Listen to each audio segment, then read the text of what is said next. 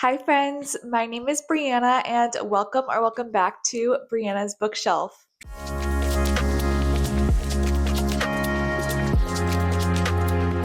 Today, we are doing my April wrap up.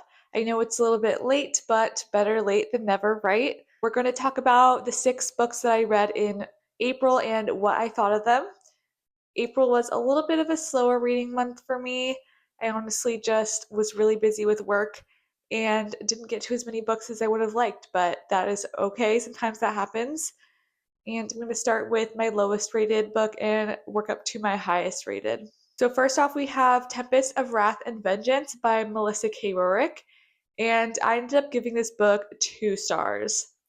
So this is the third book in the Legacy series by Melissa K. Rorick, which up until this point I had been really enjoying. So I have to say this was a bit of a disappointment, unfortunately. But this series is basically following Tessa, and Tessa is a fae. And in her world, there are also legacy, which are kind of like a step above the fae. And the fae act as like servants towards the legacy, and then also some of the royal legacy will take fae on as power sources for them to kind of like drain power for themselves. And Tessa wants nothing to do with the legacy, but then she gets chosen by Theon to be his personal power source. And that starts off like a whole chain of events. Obviously, I don't want to mention what happens in the third book because it's pretty far along, but I will talk about some of my issues with the series. So I think starting off, Tessa's character was a little bit like annoying to me personally, but I didn't mind so much in the beginning because I felt like there was a lot of room for character growth, and I thought we were going to see a lot of different, like, yeah, just growth with her different actions and the way that she responded to situations. I have to say that she progressively seemed to get stupider throughout the series, unfortunately. Yeah, her critical thinking skills were just absolutely at zero in this book. Every action she was doing was pissing me off, and I was starting to feel like the other characters were starting to act more annoying as well. And honestly, this, like, the relationship in this series is so lust forward, which is fine, but for something that is like putting this much time and effort into slowly building the relationship, like, how are you going to have a slow burn and then there's like literally no romance or love involved at all? So it just felt like a big bust. I'm like, I don't care about these people. I don't care about their relationships. They're all just kind of stupid and horny, to be honest. And I didn't want to sit through all of this world building and like different, I guess, like world shattering type of reveals and stuff when I just simply didn't care about them, and it felt like it was lending nothing to the story. So I've decided to DNF that series. I did own the first 3 books. I have since sold them on Pango already, which I just made a Pango store, and I did also just become an ambassador. So a little plug for that. You can get $5 off on Pango with the code down below. So please check out my description if you're interested in checking out Pango or my books that I'm selling on there. Then next up we have At Dark I Become Loathsome by Eric LaRocca, and I gave this 2.5 stars. So this was kind of an Eric LaRocca heavy month for me. I did read 2 of his books, which was, I don't know, kind of random, but I think I had requested them both from the library and they both came through at very similar times. And this one was a disappointment for me for sure. It was pretty short, like more of a novella length, and we're following this main character who has a lot of self-loathing. Her child had gone missing, and then their wife had also since passed away, and they were stuck with feeling kind of like they were an outcast in society, doing a lot of like facial piercings, body mods to kind of, I guess, intensify that feeling of isolation from society, like on a subconscious level. That was kind of what they wanted in a way. And they began to perform services for people where they were basically burying them alive and then unearthing them later and advertising this as a way to help people's suicidal ideations. So, trigger for that in this book for sure. And honestly, this was just like so weird. I thought the concept could be interesting, but it just felt extremely repetitive. I feel like Eric LaRocca was trying to do like have like kind of an interesting writing style, but it just didn't quite work for me. I appreciate what he was trying to do and do something unique, but I didn't really enjoy it and it didn't really make any sort of impact on me, or yeah, it was just kind of it was kind of meh, and I didn't really leave the book with a lot of feelings about it, and I did not like the ending. So it was a 2.5 star. I wasn't as mad about it as I was Tempest of Wrath and Vengeance, but it wasn't enjoyable either. Luckily, my second Eric LaRocca read of the month was a little better. I read We Are Always Tender with Our Dead by Eric LaRocca, and this is the start of a series by him, which I was quite interested in the fact that he's going to be doing a series, and it's all surrounding this town called Burnt Sparrow. So, this first book, we're following a young boy who lives in Burnt Sparrow. There's this tragic accident that takes place in the town where a ton of town members are left dead. And honestly, it's just super bizarre. Like, there's a lot of unanswered questions, and that can be irritating. But in this instance, I didn't mind it. I felt like it was just increasing like the levels of dread. It was the whole story felt pretty disjointed. Like there was a lot of random different things happening, and we get like kind of bits and pieces of different people's stories. And I think that that can be effective. I feel like it wasn't used to its fullest potential in this novel. Like it was a little bit too disjointed to where I feel like I couldn't quite get that into the story. But I do feel like it worked better than at I Become Loathsome, where I felt like I was able to take some more themes from the book. There's definitely like a lot of dark subjects covered, but I feel like they were done well in this book, and I felt like I took more away from it for sure.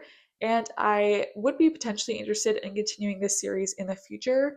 I feel like Eric LaRocca is really like refining his writing style, and I'm always interested to pick up some different things from him as he comes out with more books and see like what sort of different things he's experimenting with. And yeah, I just find his writing very interesting. So even though I don't always enjoy everything he's put out, I'm oftentimes game to try something else by him because I just find his style very interesting and experimental.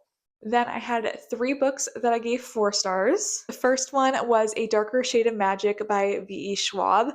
This is the start of a trilogy by V.E. Schwab, and this is a little older. I think this came out in like the 2010s or something, but I had it on my radar for a while and finally decided to pick it up because I saw it was on Kindle Unlimited.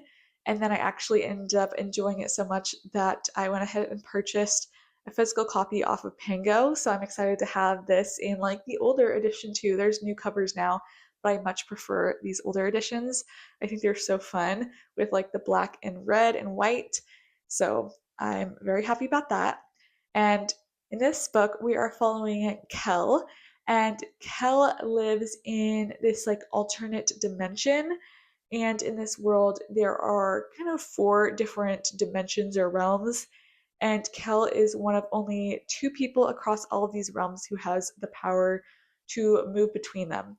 And he lives in the place where London is. The city has a different name where Kel lives, but he nonetheless calls them the different Londons. And one of these realms is like cut off. So that one no one can visit. There is a gray London, red London, and white London. So he goes between them all, carrying letters from different members of the royalty between the different realms. And while doing this, he kind of like picks up some, I guess, oddities by trading things from the different realms, even though he's not supposed to be doing that. And it's a very fun magic system. I really liked the descriptions of the different realms. Like, for example, Grey London is very much like historical London in like our current world, the actual world. And then Red London, where he lives, is a little bit more fantastical. And then White London is kind of like horrifying and more threatening in a way.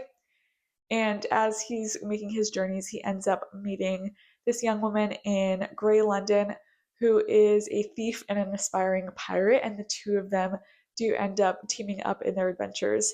So very fun. This reads like a very like nostalgic kind of read that I think I would have loved this also when I was like a teenager, but it's just as fun for me to read now. and I'm really excited to continue the trilogy because I just had so much fun with this and I feel like I just flew through it. Then my next four-star read was The Black Hunger by Nicholas Pullen. Now, I feel like I have not heard much about this book on BookTube, and looking on Goodreads, the reviews are pretty polarizing. And so I had no idea what I was going to think of this, and I ended up enjoying it more than I thought, which I'm glad for. Going into it, I really didn't know what it was about. And based off of the cover, I assumed that it had to do with like medieval Europe, which is not the case. This takes place during the time that England is having like its imperial, I guess, control over India. We're following John, and he is a scholar who is studying language, and he ends up studying different Asian languages. And through this, he gets sent to India to work in the service of the British government in India. And in his studies, he also has learned quite a bit about Buddhism. And he basically like uncovers this alternate sect of Buddhism that is like this kind of death cult slash cannibalistic cult. And he ends up being in a position where he is having to try to interfere with this cult. And it just like gets very weird. It's very like esoteric. And yeah, there's a lot I did not expect about it. First of all, there's a male-male relationship between the main characters, which I had no idea that there was that sort of representation. So I'd love to see that.